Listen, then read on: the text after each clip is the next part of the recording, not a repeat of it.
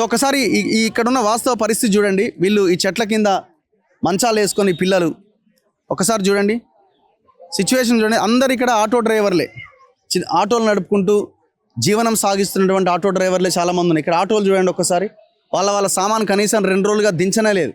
మేము అడిగిన మరి లోపల ఉంటున్నారు కదా, ఎట్లా మీరు స్నానాలు ఎక్కడ చేస్తున్నారు అంటే స్నానాలు చేయక 2 రోజులు అయింది సార్ అంటున్నారు.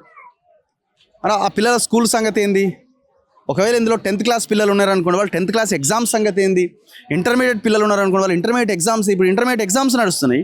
10th class exams March 14th ఉన్నాయి. మరి ఇందులో ఉన్న పిల్లలు కూడా చదువుకున్న వాళ్ళు ఉంటారు కదా, మరి వాళ్ళ సంగతి ఏంది? ప్రభుత్వం కనీసం ఆలోచించిందా?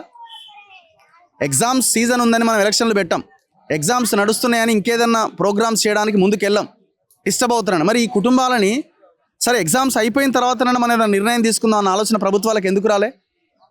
అంటే దుర్మార్గులు ఈ 32 ఎకరాలని కాజేయడానికి కలెక్టరేట్ పక్కన 31 ఎకరాల్లో ఇట్లాంటి తిండి లేని పేదలు నివసిస్తారా? వీళ్ళు ఎక్కడో మురికి కాలువల పక్కన స్లమ్ముల్లో బతకాల్సిన వీళ్ళు ఇక్కడ నివసిస్తారా అని కక్ష కట్టి మరీ అక్కడి నుంచి పంపించేసినారు. రేవంత్ రెడ్డి, తుమ్మల నాగేశ్వరరావు, పొంగులేటి శ్రీనివాసరెడ్డి, భట్టి విక్రమార్క కూడా ఆయన ఆర్థిక మంత్రి, శాతగానోడు ఎందుకు రిజైన్ చేయాలా? పొంగులేటి శ్రీనివాసరెడ్డి ఏమన్నాడు? రెవెన్యూ మినిస్టర్కి తెలవకుండా కూలగొట్టిరన్నాడు. పాషం యాదగిరి గారు ఇంకా ఈ ఓపీడీఆర్కి సంబంధించిన వాళ్ళు వెళ్తే పొద్దున్నే వెళ్ళి 6-7 గంటలకి ఆయన ఇంటి ముందు హైదరాబాద్లో ఉన్నారు. కలెక్టర్కి ఫోన్ చేసి, అనుదీప్ కలెక్టర్కి ఫోన్ చేసి లౌడ్ స్పీకర్లో మాట్లాడి ఎందుకు కూలగొడుతున్నావయ్యా అంటే మీకు 6 నెలల కిందనే చెప్పిన కదా సార్ అని ఆయన మాట్లాడినటువంటి మాటలు అక్కడున్న పెద్దవాళ్ళంతా విన్నారు కదా. మరి నువ్వు మొన్ననేమో రెవెన్యూ మంత్రికి తెలవకుండా ఎట్లా కూలగొడతారన్నాడు, నిన్న ప్రెస్ మీట్ పెట్టేమో 2023లో బీఆర్ఎస్ కూలగొట్టింది, ఇప్పుడు మేము కూలగొడుతున్నాం.